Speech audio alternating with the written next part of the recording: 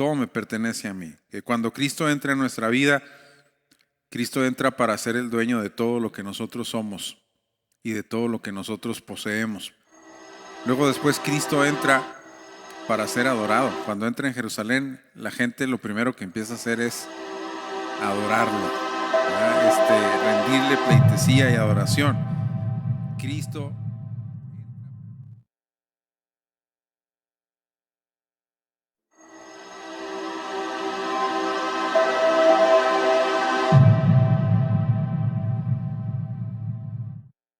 es Jesús.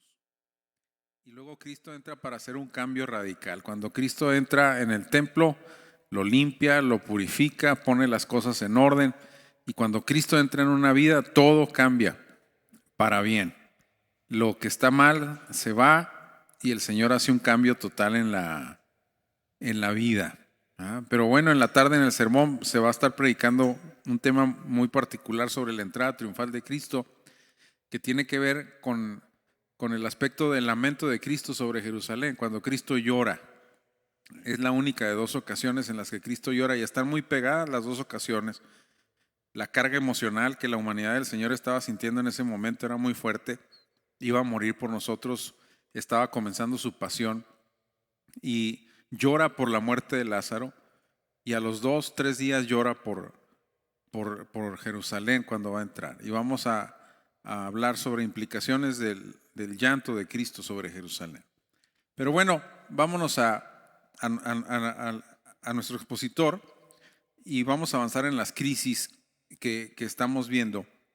Y esta crisis particular cada vez es más común y cada vez la estamos viendo ya a niveles de pandemia o de epidemia. Es muy fuerte actualmente, y muchas parejas se enfrentan a esta crisis que es muy dura y muy difícil.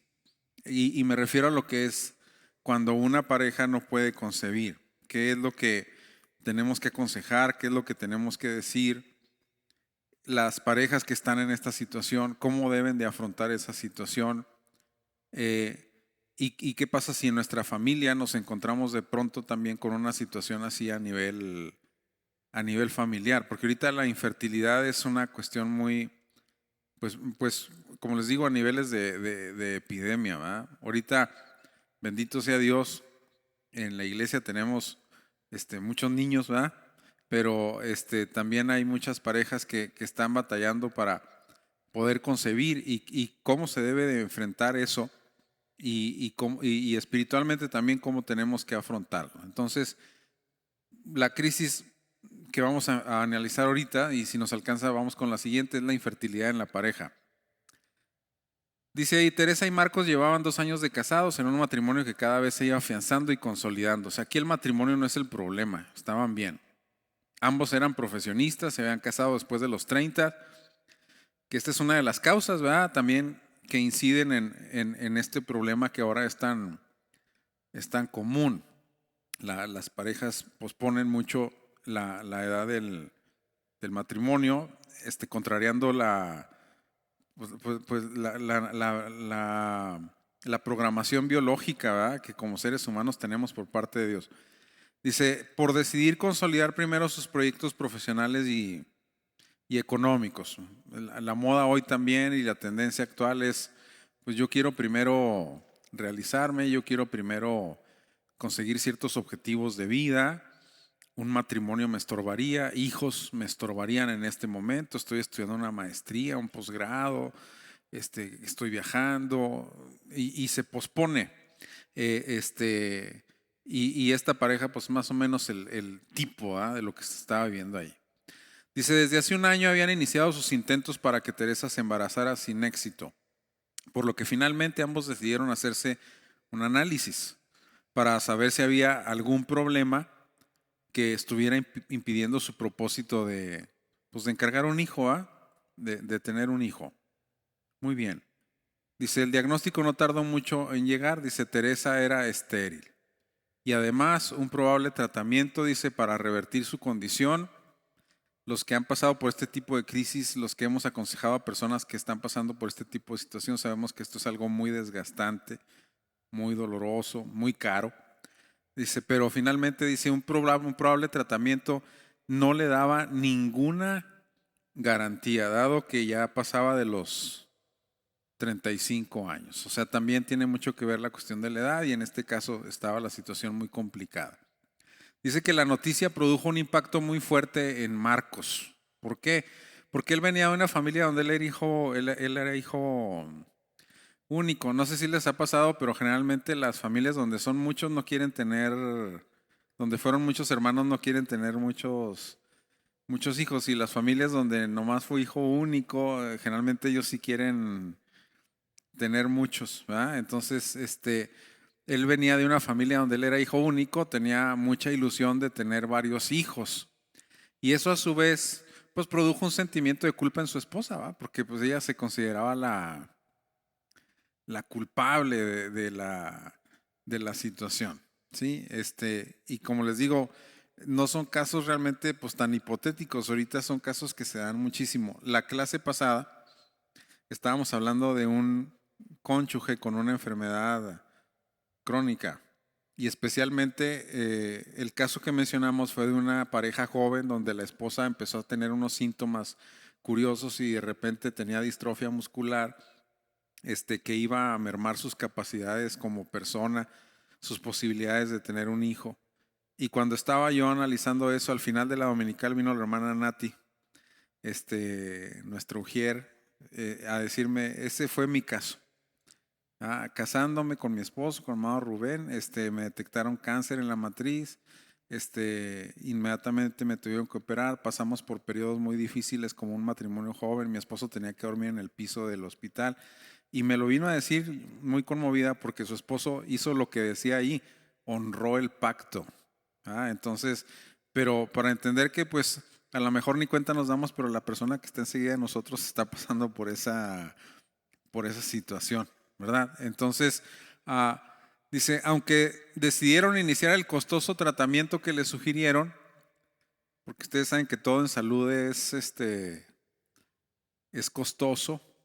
Estaba hablando con un amigo en una ciudad de Veracruz y de repente tuvo una situación de emergencia médica de su esposa y me dijo, la voy a internar, pero el hospital se llama Covadonga, pero le dicen Robadonga, porque pues en lo que entras ya por respirar te cobran, ¿verdad? Entonces, pues el tratamiento era muy costoso y aparte todo en la relación se volvió, estaban muy bien, pero a partir de eso la relación se volvió muy complicada, se volvió muy estresante y se volvió muy tensa, ¿sí? Y la carga emocional comenzó a cobrar su factura en la excelente relación que ambos tenían, ¿verdad? Entonces, sí es una situación complicada y más cuando veamos ahorita la estadística de este problema, porque sí es muy común y cada vez va a ser más. Dice que Teresa comenzó a orar con una intensidad pues inusual, ¿verdad? Pidiéndole a Dios que la escuchara, o sea, hubo una lucha espiritual también. ¿Por qué Dios no me está permitiendo a mí tener un hijo? Y pidiéndole a Dios que la escuchara y que le permitiera a ella y a Marcos por lo menos, ¿va? Por lo menos, tener un bebé. ¿Verdad? Es una lucha también no solo emocional, sino es una lucha también espiritual, porque finalmente sabemos que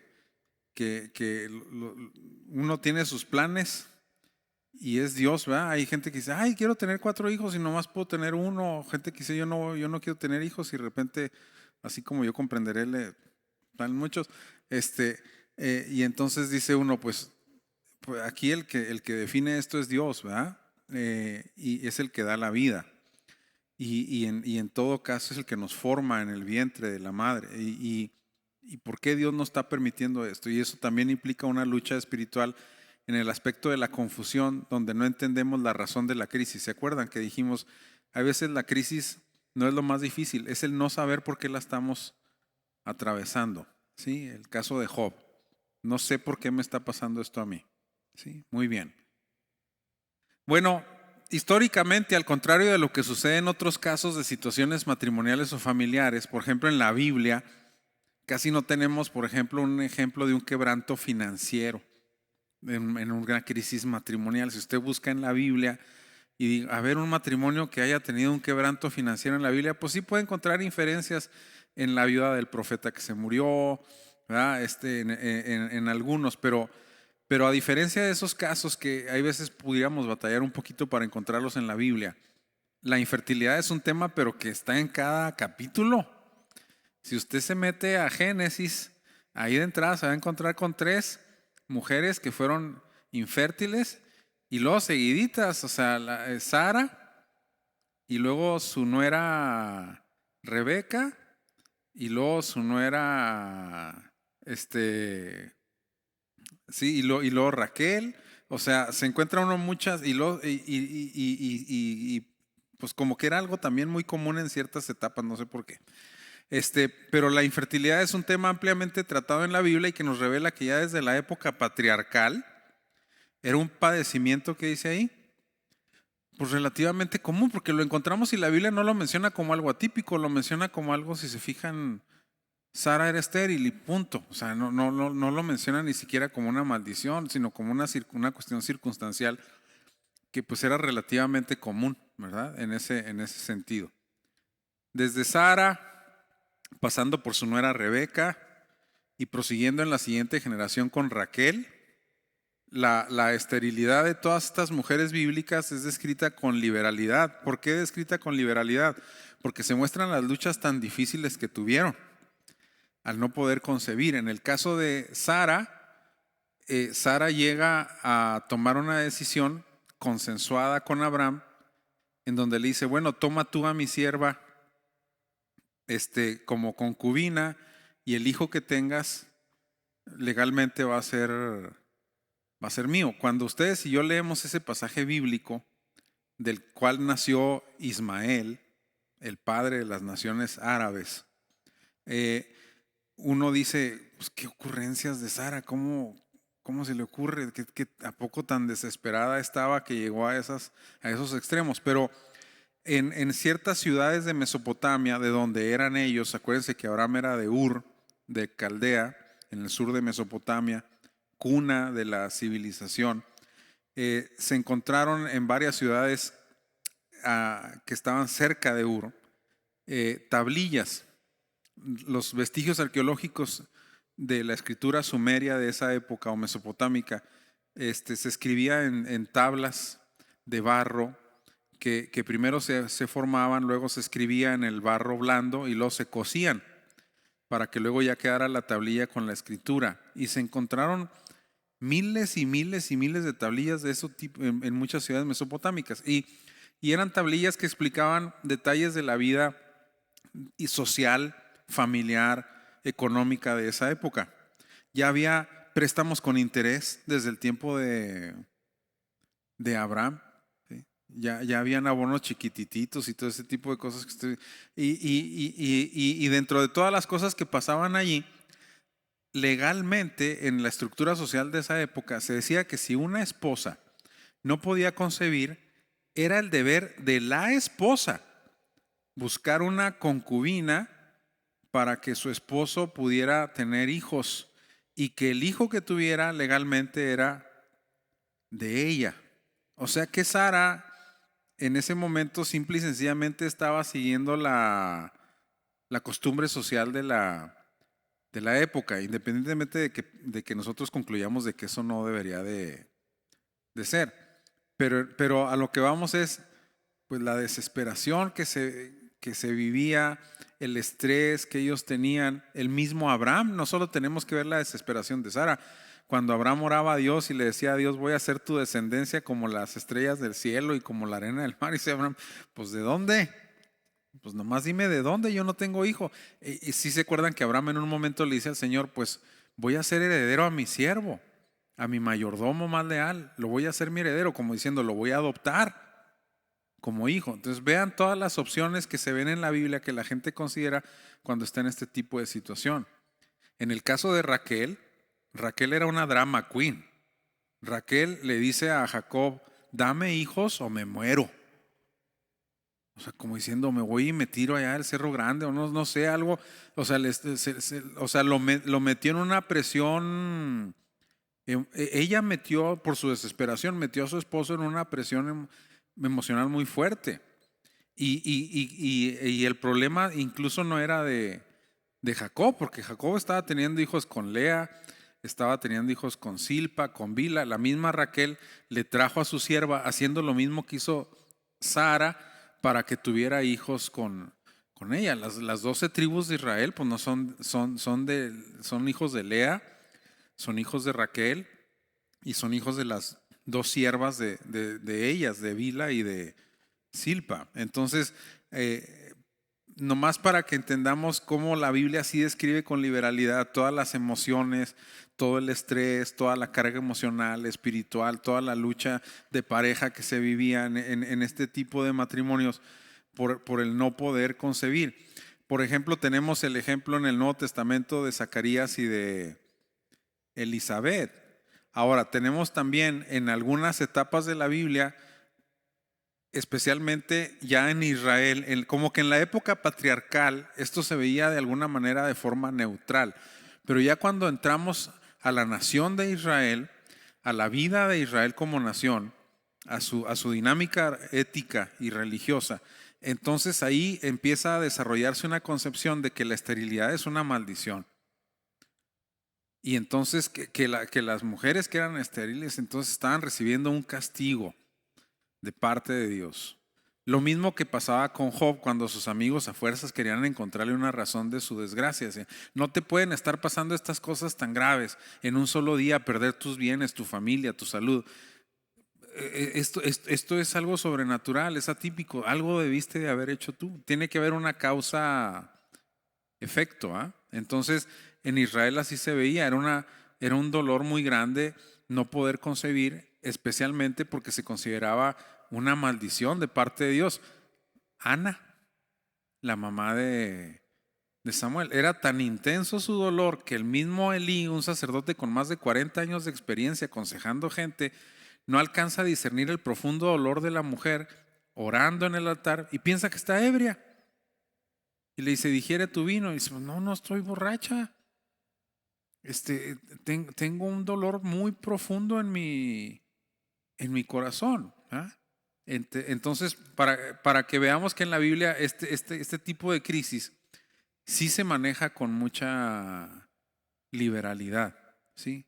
A diferencia de las otras. Muy bien. Nadie puede negar, como les decía, que uno de los pasajes más conmovedores del Antiguo Testamento es el dolor y el llanto de Ana delante del Señor por no poder procrear un hijo, ¿sí? Por no poder procrear un hijo. O sea, un dolor muy intenso, muy profundo, pues, y luego aparte en la costumbre, volvemos a lo mismo, en el entorno social se permitía la poligamia, por la escasa revelación que todavía había de la ley divina. Acuérdense que la ley divina se fue revelando progresivamente.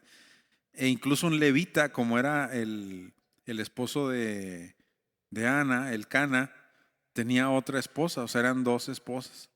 Y la otra sí, ¿no? La otra, ahí perdónenme la expresión, parecía coneja. Y esta otra pobre, batallando.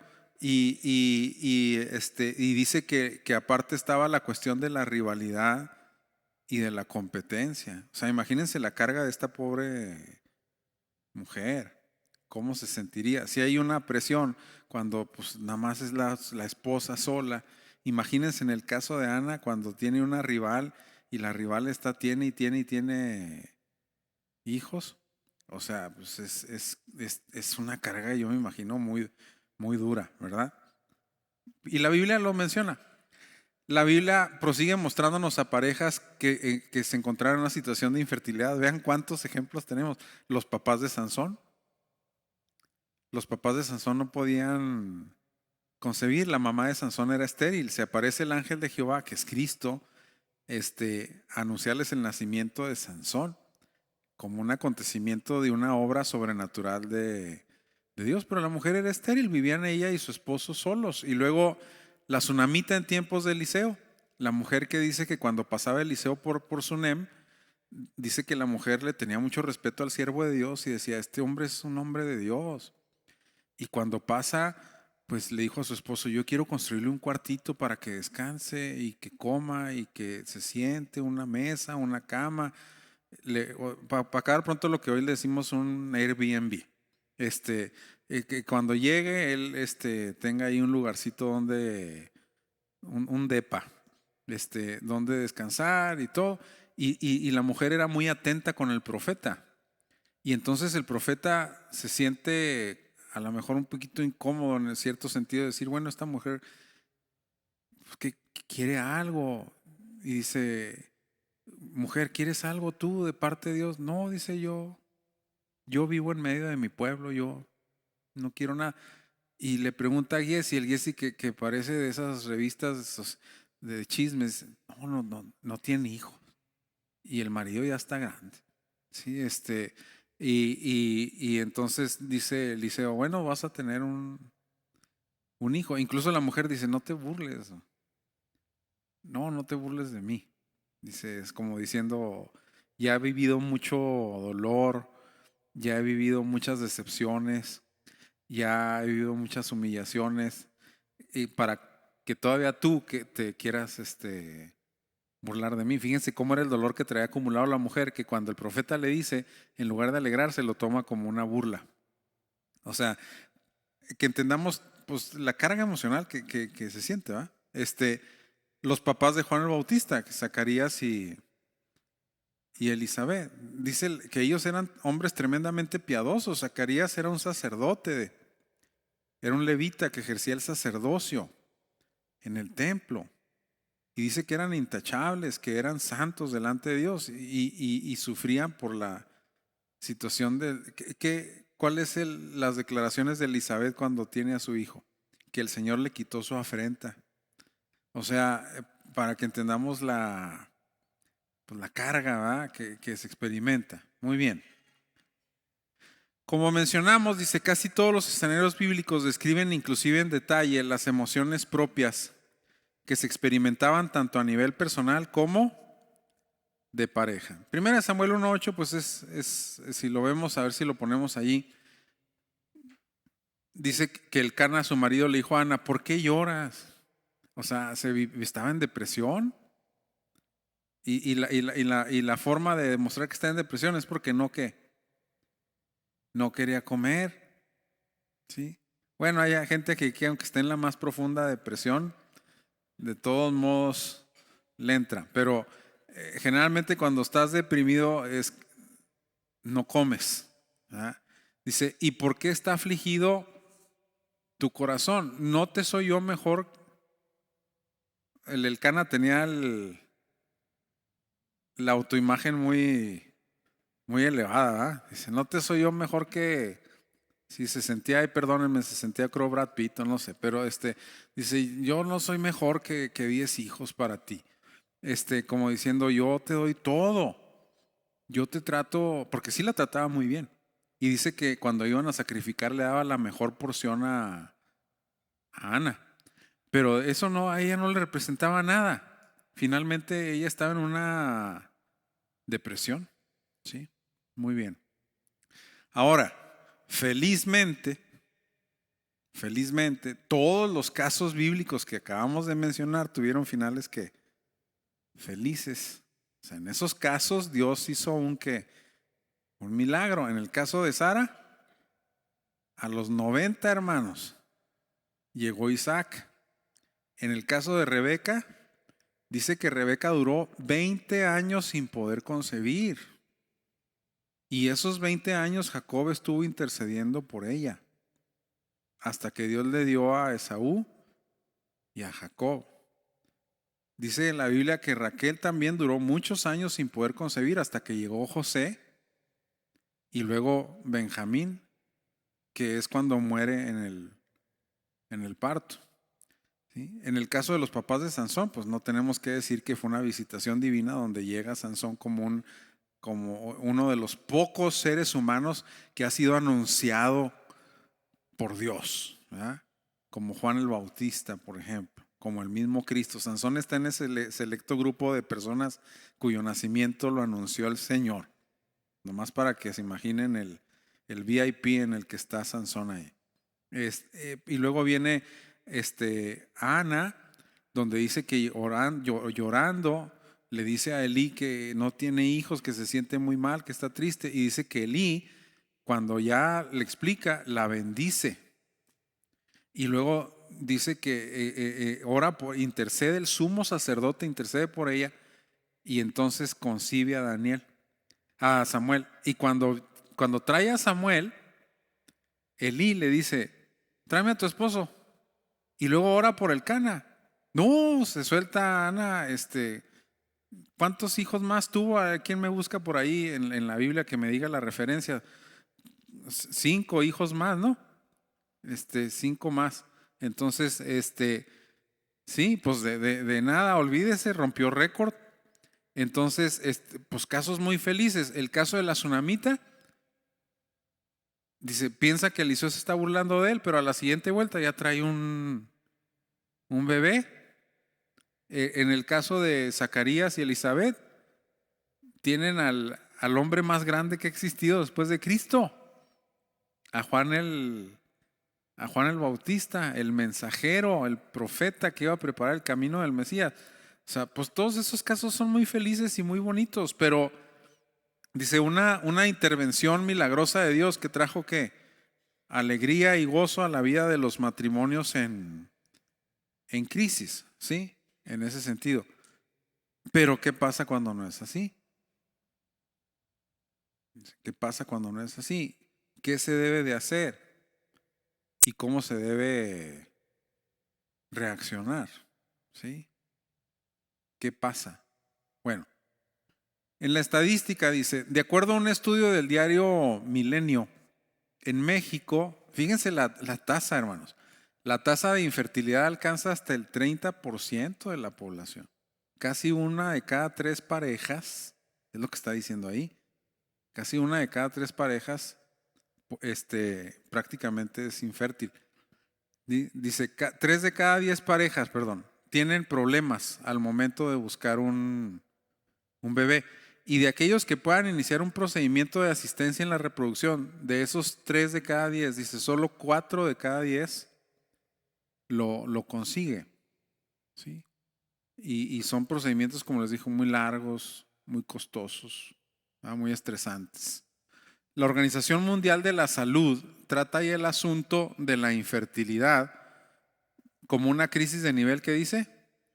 Epidemiológico, donde superando a nuestro país, o sea, en México es el 30%, pero en muchos países fuera de México, las estadísticas alcanzan incluso, ¿qué dice? El 40% de la población. O sea, va en un aumento espectacular, lo que representa, fíjense, un incremento del doble de lo que había hace 10 años. O sea, quiere decir, hace 10 años la infertilidad era del 20%, hoy es del 40%. Y la tasa, la tendencia de la tasa es en aumento. Se espera que en unos años la infertilidad alcance al 50% de la población. Es muchísimo, ¿sí? La razón principal de ese alarmante incremento es simple, dice, el nuevo paradigma social, donde la prioridad es trabajar y realizarse profesionalmente, ha provocado que en el caso de las mujeres el tiempo de búsqueda de un embarazo se retrase peligrosamente, alejándose de su periodo biológico ideal. Todos sabemos, y no es ningún secreto, que el periodo ideal para tener niños es entre los 20 y los 30, biológicamente hablando. Muy bien. Si a esto le añadimos el alarmante incremento en casos de endometriosis, el mismo estudio revela que en la última década se han triplicado. Y al también creciente número de infertilidad en hombres, ¿sí? La situación tiene una causa y una explicación clara, ¿sí? Es como que se conjugaron varios factores diferentes y provocaron esta explosión en este tipo de crisis que ahora muchos matrimonios están experimentando. Incluso antes de un diagnóstico definitivo, dice, cuando un matrimonio lleva tiempo buscando un hijo sin éxito, se va acumulando una carga emocional que puede generar situaciones de estrés y de tensión. Lea Génesis en el caso de Abraham y Sara. Lea las pláticas de Abraham y Sara y vea que son pláticas donde aflora la tensión. Sí, o sea, se ve que el ambiente está tenso. En la búsqueda de hijos. Raquel le está diciendo a su esposo, dame hijos o me muero. Y su esposo le contesta diciéndole, pues yo soy Dios o qué. O sea, como casi diciéndole, hermanos, el problema no soy yo, el problema eres tú. Y entonces empieza una situación. Y incluso les digo, antes de un diagnóstico ya hay un estrés al interior del matrimonio. O puede generar situaciones de estrés, la carga emocional. Todos sabemos que cuando andamos cargados emocionalmente, somos muy frágiles, ¿verdad? Podemos explotar, podemos ante situaciones sin importancia hacer un problema. ¿Cuántos han hecho alguna vez algún problema o se han quebrado emocionalmente ante una situación que no era tan importante? Honestamente, levantad vuestras manos. Sí, sí. Sí, ¿verdad? O sea, que tú dices, ya cuando lo ves, dices, oye, esto no era para haber reaccionado así, pero es que en ese momento la carga emocional era muy fuerte. Y nomás con que te hicieran así, te, te explotabas. ¿Sí? Entonces, una de las áreas, dice, que más genera ilusión en una pareja es el deseo de procrear. Y la primera sensación, al no poderlo hacer, es de frustración y enojo al contemplar la posibilidad de que uno de los más importantes proyectos de vida sea un fracaso. Es decir, oye, pues yo tenía el anhelo de tener un hijo, de tener una hija, de tener varios hijos, y resulta que ese proyecto de vida, que es uno de los más importantes, pues no se va a dar o no se está dando. Entonces es muy estresante, ¿verdad? Esto además es un proceso cíclico. Ese es el problema también en la crisis. Hay crisis que son cíclicas. Se repiten y se repiten y se repiten. No es que la vivas una vez, como las crisis, si se fijaron, cuando hemos visto crisis, hablamos de una fase de impacto, ¿verdad? Donde te pega la crisis y luego ya la empiezas a afrontar, a superar, a hacer los cambios necesarios, a hacer todo lo que tienes que hacer. Pero la crisis ya no vuelve. Y aquí no. Esta es una crisis cíclica. O sea, regresa y regresa y regresa. ¿Sí? Dice, es una crisis que se repite de manera constante. ¿Por qué?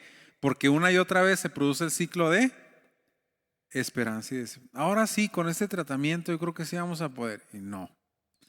Y lo pasa la crisis. Ahora sí, con este nuevo método y con este nuevo medicina, este doctor me está diciendo que si hacemos esto y empieza ese ciclo, ¿sí? Y finalmente el problema con esta crisis es que es muy agotadora. Es una crisis muy agotadora. Desgasta a la pareja, ¿sí? Definitivamente, ¿sí? Cuando finalmente la realidad de no poder procrear se confirma en una pareja. O sea, cuando ya finalmente dices, ya no se pudo. ¿Sí? Entonces dice que el impacto emocional ya ahí es muy fuerte. Ahora sí viene un impacto muy duro en la pareja. ¿Sí? Estudios han mostrado que, fíjense, los niveles de ansiedad y depresión en mujeres que sufren infertilidad son similares a los de las que han sido diagnosticadas con cáncer, enfermedades cardíacas o VIH. O sea, ese es el nivel de ansiedad que sientes cuando dices no puedo concebir. Es como si te dijeran que tienes SIDA. Es como cuando dicen que el estrés que los niños sufren ante la violencia intrafamiliar, dicen que es igual al que los soldados sufren en combate O sea, el estrés que los niños ven cuando ven violencia en su hogar, los niños chiquitos, dice, es el mismo estrés que sienten los soldados en un combate. O sea, nomás para que entendamos los niveles, ¿verdad? Muy bien. Dice, en este mismo sentido, otro aspecto que puede agravar la crisis es que los sentimientos y emociones no siempre son compartidos o no siempre se manifiestan al mismo nivel en los cónyuges. O sea, si los dos sintieran lo mismo, los dos se apoyaran, los dos se identificaran con la situación al mismo nivel, como quiera, puede enfrentarse un poco mejor la crisis, pero no siempre es igual.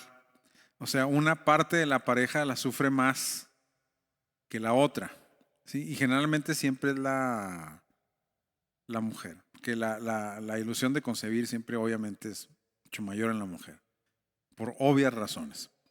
Como se acaba de afirmar, dice, en la mayoría de los casos es la mujer quien resiente más el embate emocional de la noticia de que no podrá ser madre, que lo que es su equivalente en el caso del varón. O sea, muchos hombres se resignan de una forma más fácil, más rápida a la realidad de que no van a poder tener hijos, ¿sí? En el caso de la mujer no, ¿sí? Puede ser al revés, pero sería muy raro.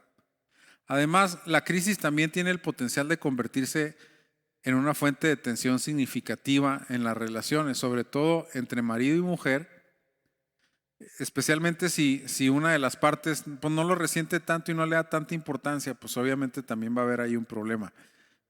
No me comprendes, no sabes lo que estoy sintiendo, no me entiendes, no te importa, no sé. Y más si una de las partes es culpable. Y luego, o la causante de la infertilidad. Y obviamente también la cuestión espiritual, ¿sí? ¿Por qué Dios me está tratando hacia mí? ¿Por qué Dios está permitiendo esa situación en mi vida? ¿Sí?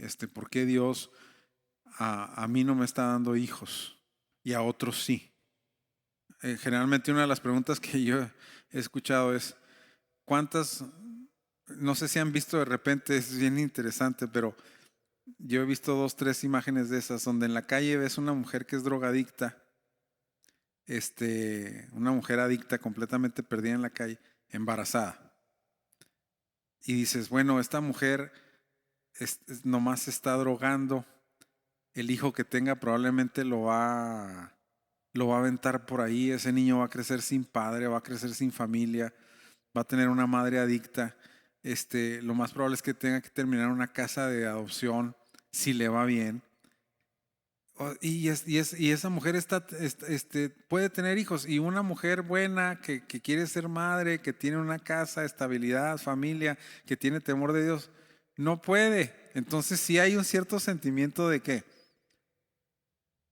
como que de injusticia, ¿no? O sea, tú dices, bueno, ¿por qué a alguien que sí puede darle un hogar a un hijo, no, Dios no le da hijos, y acá están teniendo hijos personas que sabes que los van a maltratar, que los van a abusar, que los van a dejar, que los van a abandonar, que no los van a sostener, que van a venir esos niños a sufrir? Entonces, pues sí, ese tipo de cuestionamientos afloran definitivamente a la vida de las personas, y muchos empiezan a cuestionar a Dios por esa situación. Otro de los sentimientos que llega a una pareja que no puede concebir es una especie de duelo. Fíjense, es como si se te hubiera muerto un ser querido. Dice, es una tristeza profunda y abrumadora, porque no puedes concebir, que caracteriza a personas que pierden a un ser querido. O sea, para que entendamos que sí es algo profundo, ¿verdad? Lo que se experimenta en este tipo de situaciones. Obviamente de persona a persona, pero sí se siente una especie de duelo porque no puedes concebir. Es como si se te hubiera muerto alguien, ¿sí? Y muy querido. El portal de enfoque a la familia afirma que el duelo es una parte real de la infertilidad. O sea, la gente que está en esa situación está pasando por un duelo. Puede aumentar incluso más en casos de abortos espontáneos o muertes fetales. O sea, cuando ya alcanzas a concebir pero pierdes al bebé, es también muy doloroso. Pero es igualmente real cuando una pareja no puede concebir. O sea, el sentimiento es el mismo. puede ser más o menos, pero la gente, las parejas que no pueden concebir se sienten igual en ese sentido. Es un duelo lo que viven. ¿Qué se tiene que hacer? ¿Qué es lo que se debe de hacer? ¿Cómo se debe reaccionar? Dice, lo primero, y es lo que nosotros también podemos aconsejar, porque les digo, se van a topar cada lunes y martes con este tipo de situaciones, ¿verdad? Y eventualmente las puede uno vivir hasta el interior de sus propias familias. Dice, primero, tiene uno que reconocer las emociones. Dice, el primer paso crítico para poder avanzar en un proceso de superación exitosa de la crisis es identificar y aceptar las emociones que se están experimentando en ese momento. ¿Cómo me estoy sintiendo? ¿Sí? Los sentimientos de dolor, porque no puedo tener hijos, de desesperación, porque intento esto, intento lo otro, intento aquello y no logro nada, de envidia, porque de repente veo a amigos, a hermanos de la iglesia, a hermanos en la familia o primos que tienen hijos y luego finalmente de sentirme yo un fracasado o una fracasada. Dice, ¿son qué? Son sentimientos reales, ¿verdad? O sea, no se deben ignorar las emociones ni evitar lidiar con ellas. Hay que ser realistas acerca de lo que se siente y no minimizar esos sentimientos en personas que nos dicen cómo se sienten así, ¿sí? No decirles, no, mira, no te sientas mal, Dios sabe por qué no te los dio a ti. No, o sea, expresa tus sentimientos, expresa tu dolor, ¿sí? No te sientas mal porque estés experimentando este tipo de situación particular, porque te sientas un fracaso. Eso no te hace mal cristiano, no te hace mala cristiana, no te hace indigno del amor de Dios o de un trato de Dios contigo. Que la gente pueda enfrentar esas emociones con sinceridad y con honestidad. Ese es el primer paso. Cada persona es distinta y reacciona de manera diferente ante una crisis como esta, dependiendo primero de su personalidad, dependiendo de su madurez, dependiendo de su espiritualidad y dependiendo de su experiencia.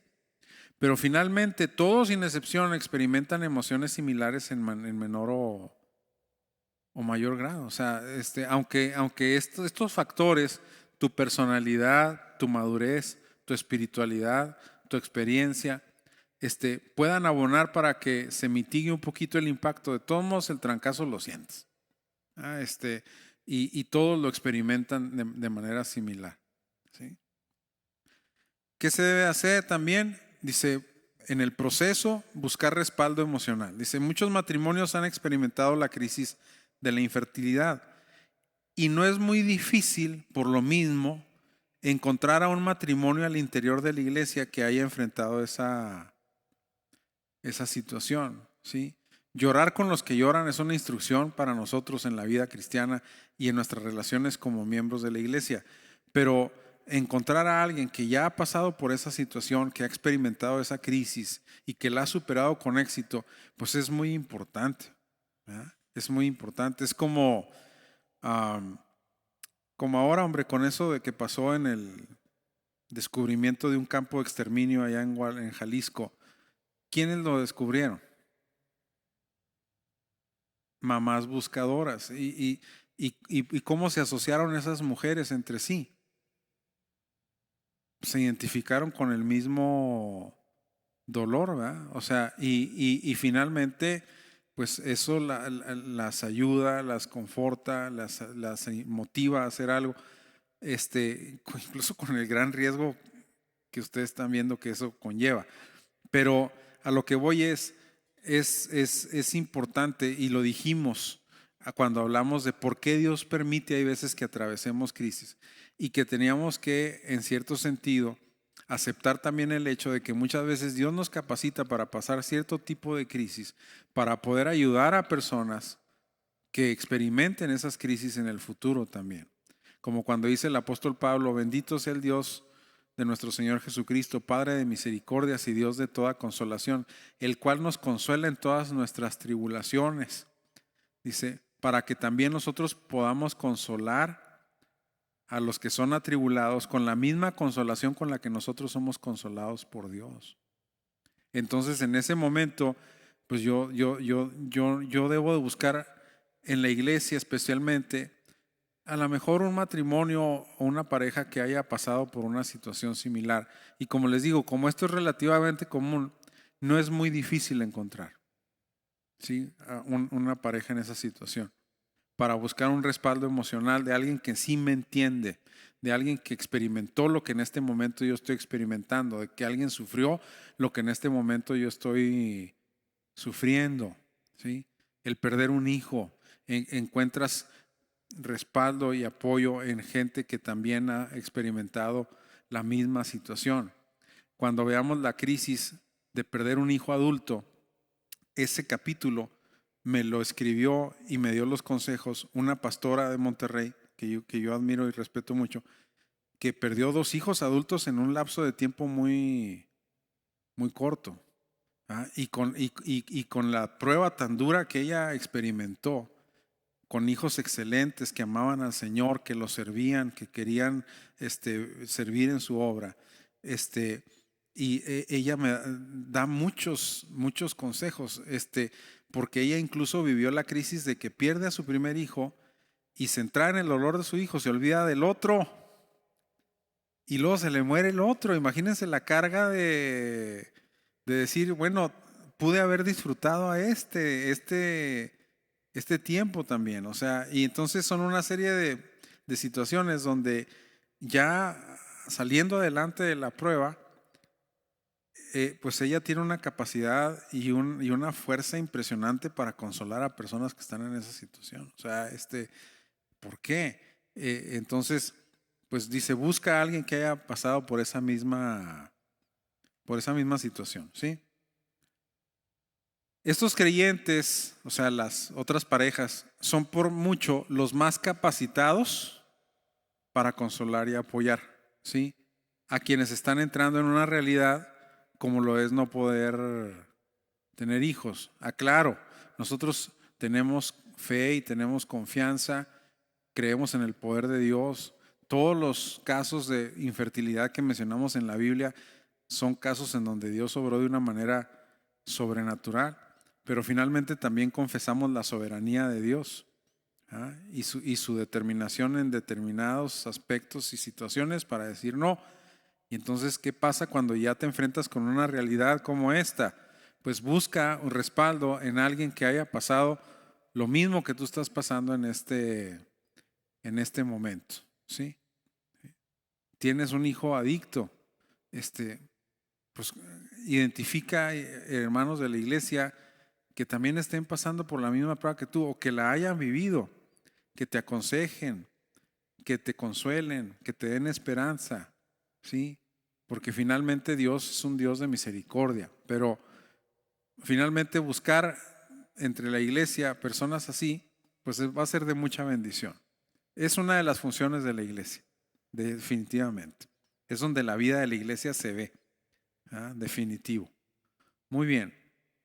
Pablo lo expresó perfectamente, como les dije ahorita, el cual nos consuela en todas nuestras tribulaciones, para que podamos también nosotros consolar a los que están en cualquier tribulación por medio de la consolación con que nosotros somos consolados por Dios, ¿sí? O sea, yo estoy seguro, Pablo dice que él pasó por tribulaciones, lo hemos visto. Pues si un hombre que servía a Dios con todo su corazón y que un hombre santo, lleno del Espíritu Santo, que nomás se dedicaba a predicar la palabra del Señor, a ganar almas para el reino de Dios, ¿por qué sufrió tanto? Y él mismo lo identifica en ese sentido. Dice, porque así yo puedo consolar a los que sufren con la consolación con la que yo fui consolado. O sea, ese propósito Pablo lo infirió para su propia vida. Él no está cuestionando a Dios. Oye, Señor, estoy entregando mi vida por el Evangelio, me estoy entregando en cuerpo y alma a tu servicio, predicando la palabra, me canso, me desgasto, trabajo con mis propias manos y todavía me haces pasar por este tipo de tribulaciones. Pero era para consolar. A donde llegaba Pablo, pues Pablo podía decir, como decía un amigo, y él ya era una lagartija muy apedreada. Ya todas las crisis las había pasado y las había pasado con éxito. Y entonces Pablo podía consolar a un cristiano que encarcelaban por su fe, a uno que lo azotaban o que lo echaban de su familia o que lo perseguían o a cristianos que estaban bajo amenaza de muerte. Pues, claro que sí, porque Pablo así se la vivía. ¿Ah? Entonces, por eso les digo que un amigo de mi papá, muy querido, por ese amigo me pusieron a mí Samuel también, que entró en un periodo de mucha consagración y búsqueda de Dios, le dijo al Señor: Señor, yo quiero los dones de Pablo, yo quiero el ministerio de Pablo, yo quiero el poder de Pablo, yo quiero la unción de Pablo. Y dice que el Señor le dijo: está bien, le contestó Dios, te voy a dar todo lo que pides, pero también te voy a dar las cárceles de Pablo, te voy a dar los azotes de Pablo, te voy a dar las persecuciones de Pablo. Dijo: no, Señor, mejor ahí le dejamos, hijo.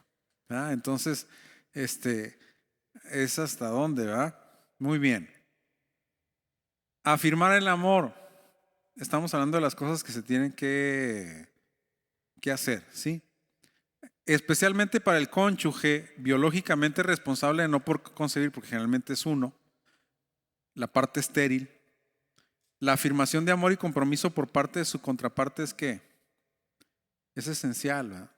Es esencial, porque obviamente esa persona, la parte estéril, se siente tremendamente culpable. Si yo nomás de imaginármelo, ya me siento mal. Imagínense cuando sí es una realidad, debe ser muy duro, ¿sí? Y necesitas afirmación. Dice que la carga de culpabilidad, de tensión y de estrés puede ser devastadora, por lo que protegerse mutuamente es fundamental, ¿sí? A través de la afirmación constante del amor incondicional que debe de caracterizar a la relación matrimonial, ¿sí? A la relación matrimonial. Cambiar el enfoque. Dice, la infertilidad no solo produce una gran cantidad de situaciones negativas al interior del matrimonio, sino que revela ¿qué? Las áreas débiles. Es decir, cuando hay un problema, afloran las otras áreas débiles en el matrimonio. Entonces, eso puede ser una oportunidad para que esas áreas débiles sean identificadas y abordadas con honestidad por ambos cónyuges. Es decir, bueno, en el proceso que estamos viviendo, esta tensión está revelando las áreas débiles de nuestro matrimonio. Mira en dónde tenemos áreas de debilidad y de flaqueza. En nuestras emociones, en la manera en que manejamos nuestras emociones, en la manera en que abordamos la situación con otros, en la manera en que nos comunicamos. Entonces, vamos a ver esto como una oportunidad para detectar esas áreas que de otra manera no saldrían y trabajarlas, para que si después Dios nos bendice con un hijo, pues ese hijo llegue a un matrimonio fortalecido y solidificado y con todas las áreas débiles bien abordadas, ¿sí? Es como pues a los que les han tocado temblores, en los temblores, pues siempre al final se revisan los edificios, ¿verdad? Después de un temblor, para ver dónde hay áreas de debilidad en el edificio que reveló el temblor y ver dónde se debe de reforzar y dónde se debe de cuidar. Es lo mismo. La crisis revela otras áreas de debilidad que dices, bueno, si eres inteligente, si eres propositivo, si tienes un enfoque diferente, lo vas a ver como un área de oportunidad en ese momento para decir, bueno, esta crisis está revelando otras crisis, otras fallas, no crisis, fallas, debilidades en el matrimonio. Vamos a atacarlas, ¿verdad? Vamos a abordarlas en ese sentido, ¿sí? Por ejemplo, dice, una falla previa en la comunicación del matrimonio o en la forma de abordar diferencias, pues se revela como una oportunidad para su resolución, ¿sí? Se nos hace rara una idea como esta, pero así es. Yo estaba en una reunión de consejo en una empresa muy grande que asesoro, y llegó una auditoría de la Comisión Nacional Bancaria y de Valores muy fuerte. Y nosotros los contadores tenemos alergias, olvídense, para nosotros esa es la peor palabra que nos puedes mostrar.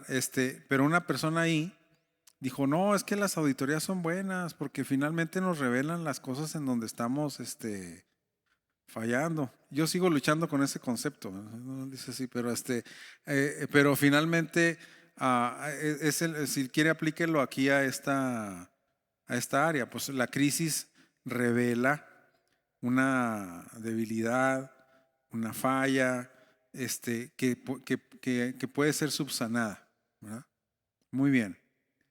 Si la pareja va a luchar, si la pareja se va a decidir a luchar para traer un hijo al seno familiar, pues entonces que vean ese tiempo de tratamiento y espera no como un periodo de tensión y de estrés, sino como una oportunidad de trabajar juntos para que al llegar el tan anhelado hijo, encuentre padres con un matrimonio sólido y maduro. Entonces cambiar el enfoque en el cambiar el enfoque y decir, bueno, vamos a trabajar en esto, para mejorar estas áreas.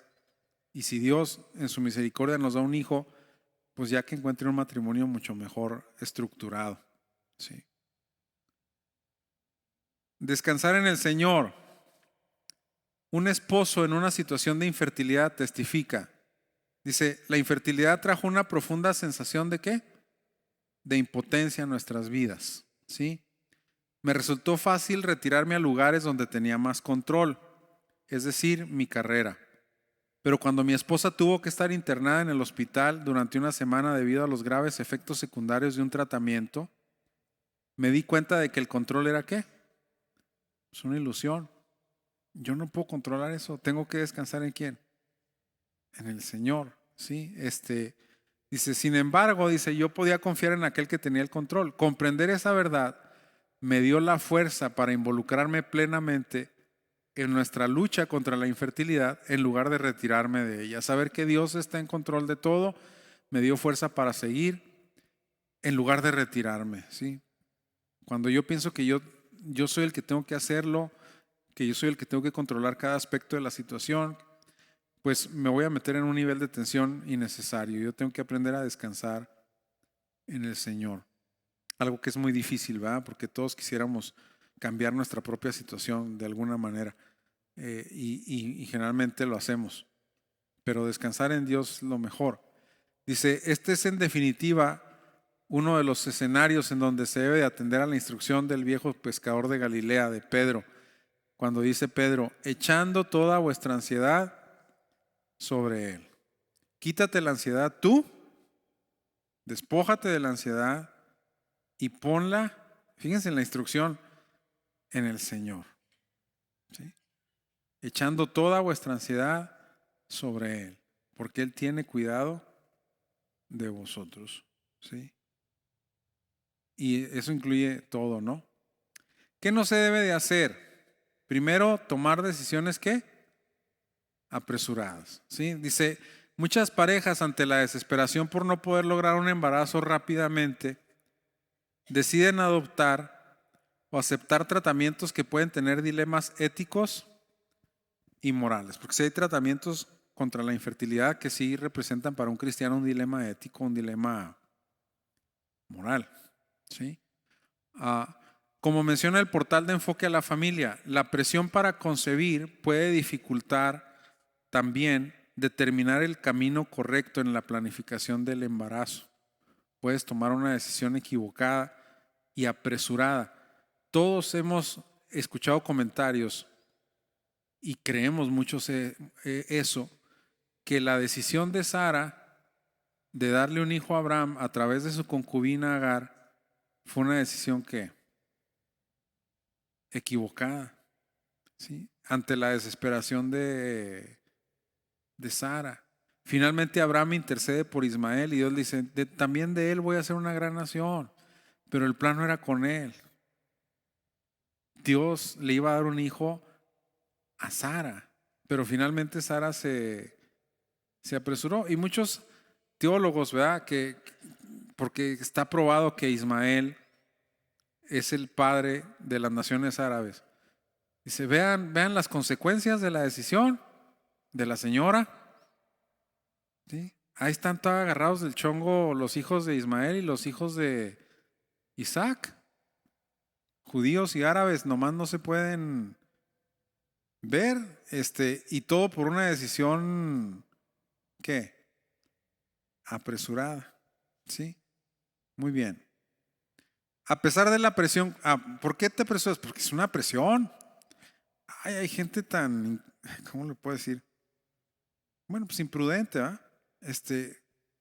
Que llegan con muchas parejas, incluso hasta se han ido de una iglesia o algo, porque hay gente que en lo que los ven, ¿y para cuándo? Y ya se están tardando, ¿eh? Y ni siquiera saben que los muchachos están batallando para tener un hijo. Entonces, bueno, hay veces esas imprudencias le meten a la pareja que presión, ¿sí? Y dice que la paciencia como fruto del Espíritu es esencial en un proceso como este para no tomar una decisión que después pueda traer un mayor nivel de... Sí, porque ahí lo vamos a ver más adelante, el estrés se transmite no solo con el cónyuge, sino con los padres, por ejemplo, que, válgame, no voy a hacer a mis papás abuelos.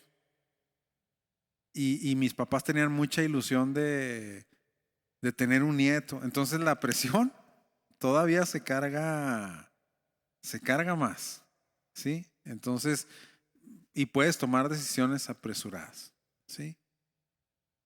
El mejor ejemplo de ello, como les digo, lo tenemos en Sara, ¿verdad? Aunque era una práctica permitida y legal, no era de ninguna manera el propósito divino. Y casi todo estudioso de la Biblia concluye que la decisión trajo más problemas que beneficios. Como decimos en México, salió más caro el caldo que las albóndigas. O como dice su sabio pastor, lo que ganaste en el brinco, lo perdiste en el panzazo. Esa es una frase muy de mi papá. ¿Sí? Lo que ganas en el brinco, lo pierdes en el panzazo. Dice. Entonces, pues que finalmente la decisión de Sara trajo más, todos lo sabemos, trajo más problemas que beneficios. ¿Cómo terminó el pobre Ismael y Agar? Pues desterrados y con problemas. Hubo crisis entre las dos mujeres. Primero Agar se le subió. Se sintió ya la Lady Abraham, sí, Lady Palestina, y empezó a tratar mal a Sara. Sara, así que digan que la Madre Teresa de Calcuta no era, e inmediatamente se le puso al brinco, lo que provocó un primer destierro de Agar, que salió huyendo, ¿se acuerdan?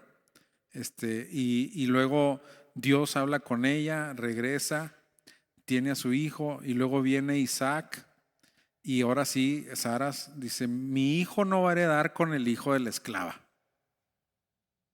Y dice que metieron a Abraham en un problema. Abraham no sabía qué hacer, al grado de que Dios le dice, haz lo que dice Sara, yo me voy a encargar de Ismael. Sí, pero finalmente cuando uno lee todo eso dice, bueno, hubo más problemas que beneficios por una decisión apresurada, ¿verdad? Sí tuvo Abraham un hijo. El problema en sí se resolvió, pero las consecuencias de esa decisión pues fueron muy graves. Muy bien.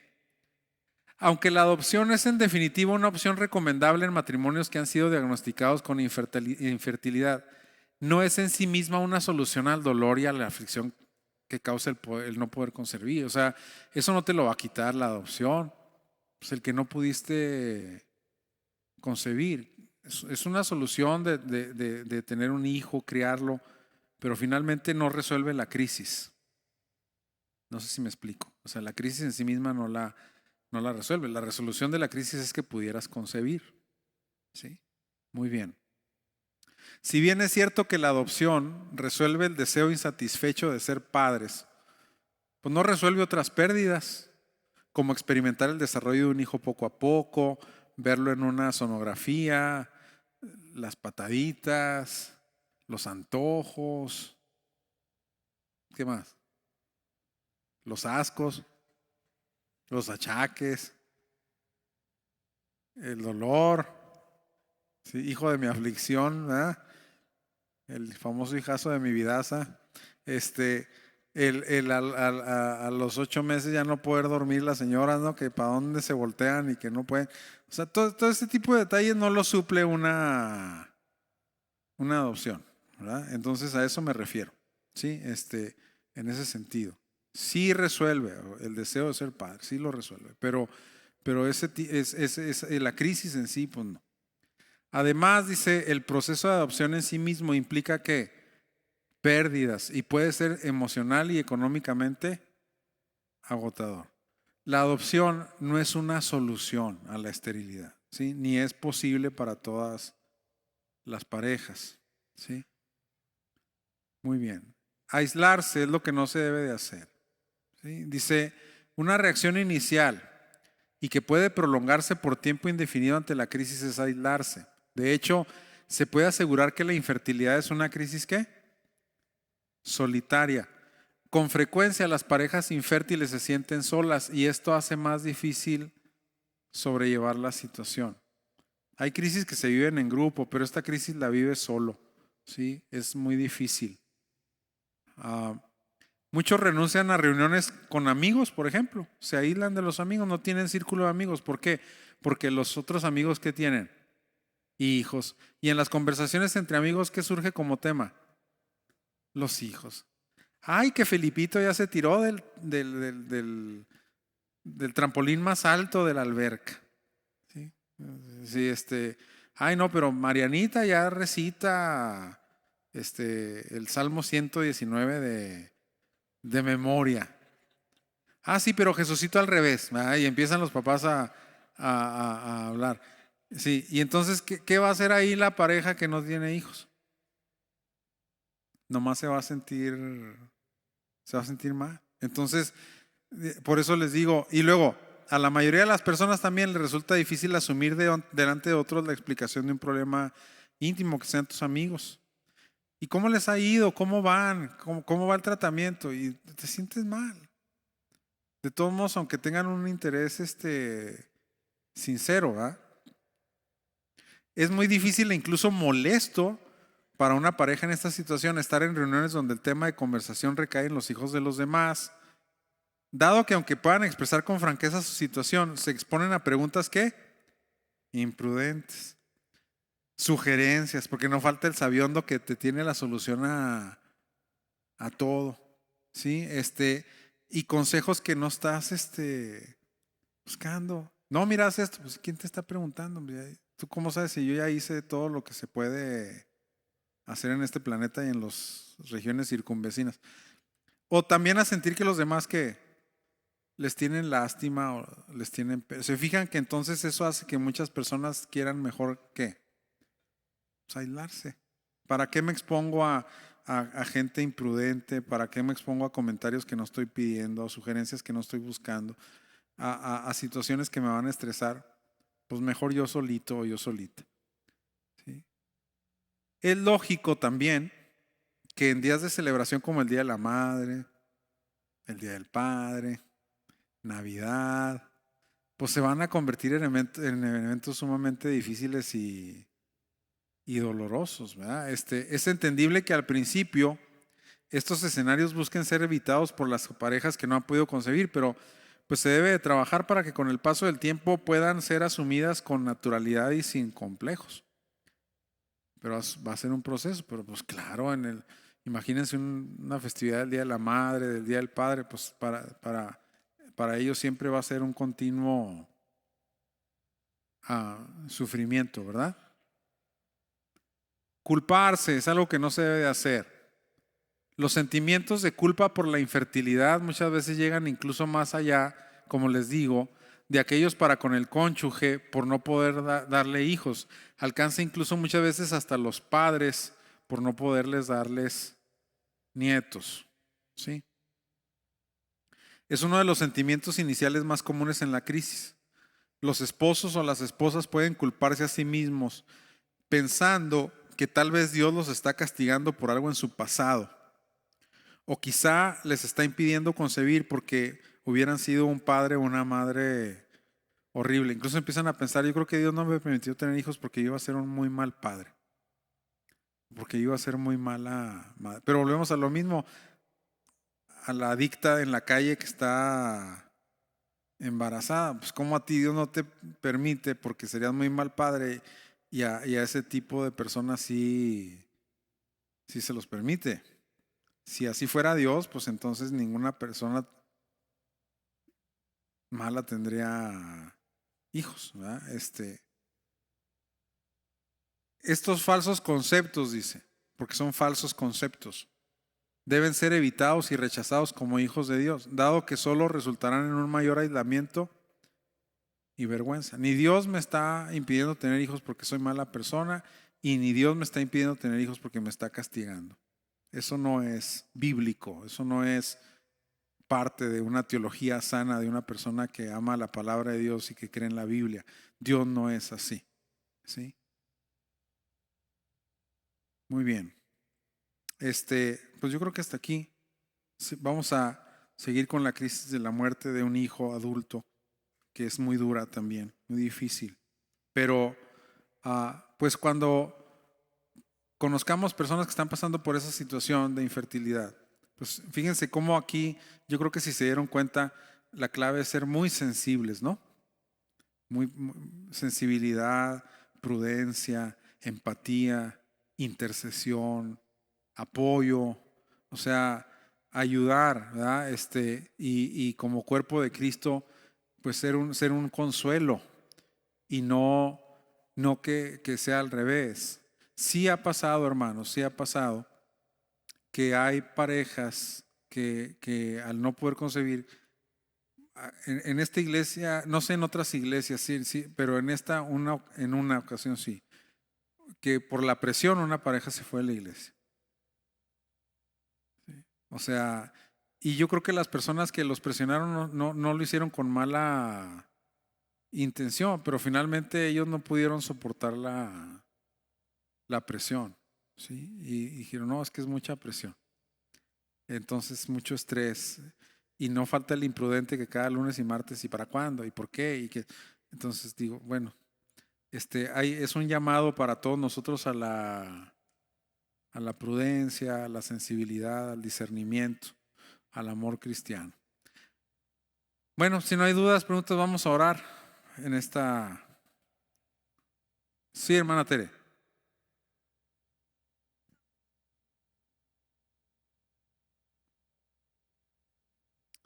Ok.